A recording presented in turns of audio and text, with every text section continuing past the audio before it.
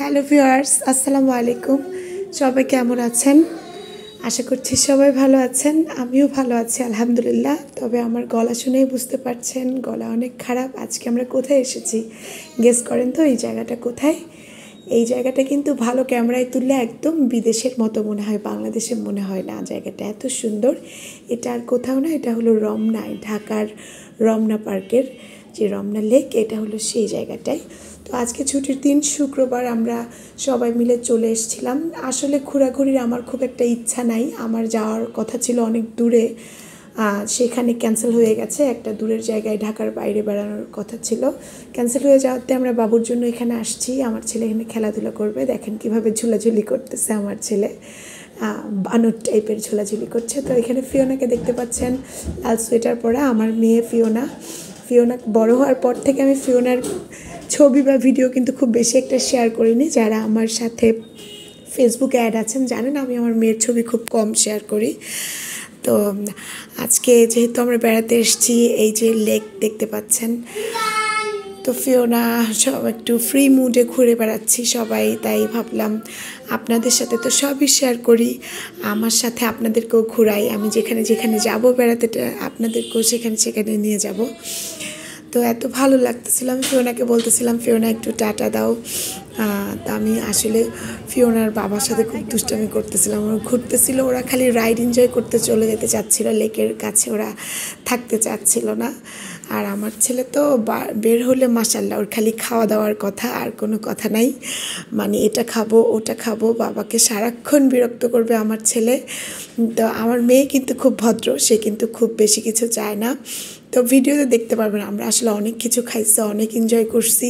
সব তো ভিডিওতে দেখা সম্ভব না, যতটুকু সম্ভব হয়েছে আমি কিন্তু ভিডিওতে দেখিয়েছি। ভিউয়ার্স, প্রকৃতি উপভোগ তো করতেছি। আমার এই ফাটা গলায় আমি ব্লগটা আসলে আজকে করতে চাইনি। আমি কেন জানি আমি বাইরে বের হলে, যখন আমি খুব সুন্দর কোনো ওয়েদারে যাই, কোথাও ঘুরে বেড়াই, আমার গলাটা তখন বসে যায়। আর কণ্ঠের প্রতি আমরা আসলে কয়টা মানুষ যত্নবান, আসলে কণ্ঠের প্রতি যত্ন হওয়াটা খুব দরকার। কারণ আমরা যারা ব্লগিং করি, ভিডিও বানাই, কণ্ঠ ভালো না হলে কিন্তু এইসব ব্লগিং করতে ভালো লাগে না। তো আমি অরিজিনাল সাউন্ডটা দিব, আমার মেয়েকে দেখাচ্ছি। আমার মেয়ে কিন্তু খুব মুচকি হাসে, কারণ সে কিন্তু খুব লাজুক। আমার মেয়ে কিন্তু ক্যামেরায় আসতে মোটেও চায় না, ইভেন কি সে ছবি তুলতেও খুব একটা আগ্রহী থাকে না। মানে ও সবসময় নিজেকে একটু ইন্ট্রোভার্ট টাইপের, তাই বলে কিন্তু মানে অমিশুক না, মিশে কিন্তু খুব ইন্ট্রোভার্ট টাইপের, খুব একটা পাবলিকলি নিজেকে সবসময় সবখানে দেখাতে, সোশ্যাল সাইডে দেখাতেও খুব বেশি একটা পছন্দ করে না। কিন্তু আমার বেলায় সে একটু স্যাক্রিফাইস করে। কি হয়েছে বাবা, তুমি কান্নাকাটি করছো কেন? এখনই পেয়ারা খাইতে হবে? এই যে নৌকা চলছে, আমরা নৌকা চলা দেখি। এই যে এখানে কি সুন্দর নৌকায়, রমনা পার্কের লেক, এটার ভিউটা আমরা একটু দেখি। এই সবাই নৌকায় চড়তেছে বিকালবেলা, এখানে নৌকায় চড়তে অনেক ভালো লাগে।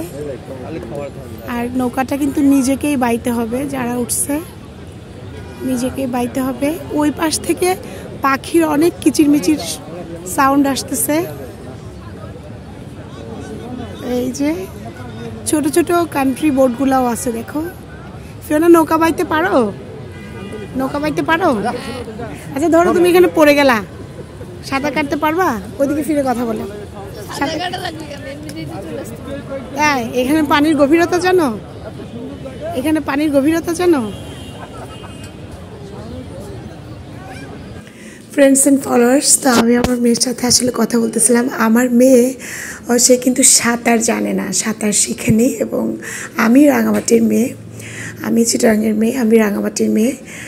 কিন্তু আমার শ্বশুরবাড়ি যেহেতু নর্থে, উত্তর দিনাজপুরে আমার শ্বশুরবাড়ি, তো ওখানে কিন্তু নদী নাই। ওরা ছোট ছোট পুকুরকে রামসাগর বলে আর কি, পুকুরকে সাগর বলে। আমার এটা খুব হাসি লাগে, ছোট্ট একটা পুকুরকে ওরা সাগর বলে।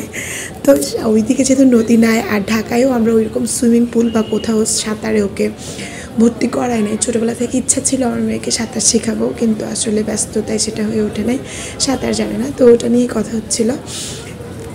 বিকাল পড়ে গেলে এখানে আসলে অনেক মানুষের ভিড় হয় এবং অনেক ভালো লাগে। ভালো লাগারই একটা জায়গায়, ইয়াং জেনারেশন এখানে অনেক বেশি যায়।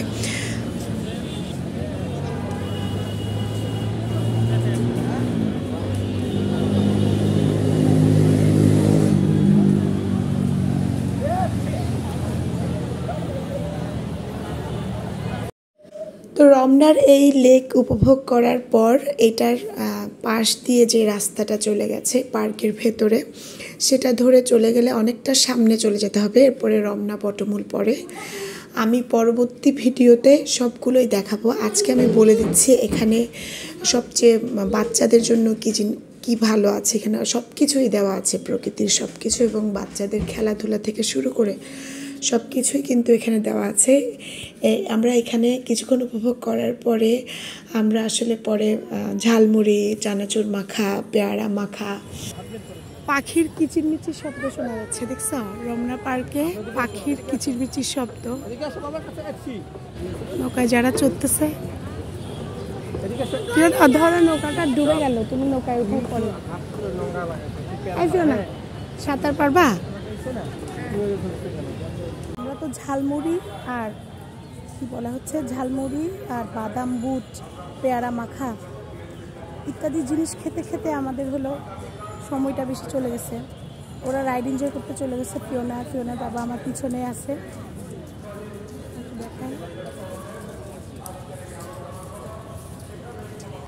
মনে হচ্ছে আমি ইয়াং থাকতে কেন এখানে আসলাম না, আসলে যে এদের মতো প্রেম করতে পারতাম। কারণ রমনা পার্ক হলো প্রেম করার সবচেয়ে সুইটেবল একটা জায়গা।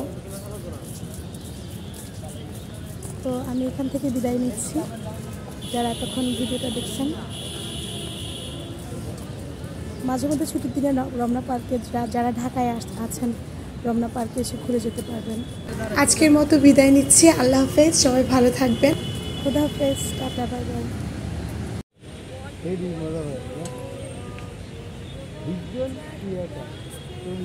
বাবা দিকে তাকায় না।